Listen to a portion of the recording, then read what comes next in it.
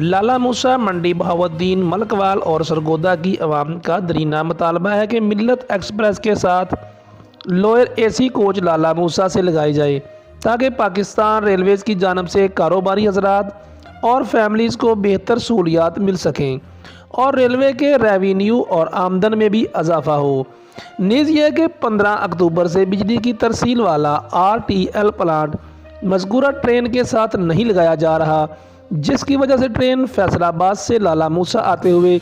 अंधेरे में सफ़र करती है और मुसाफिरों के साथ साथ मुलाजमीन को बहुत तकलीफ़ का सामना करना पड़ता है। रेलवे मुलाजमीन और लोगों की बड़ी तादाद ने रेलवे हकाम और इंतज़ामिया से नोटिस लेने का मुतालबा किया है कि इस मसले का फौरी हल किया जाए।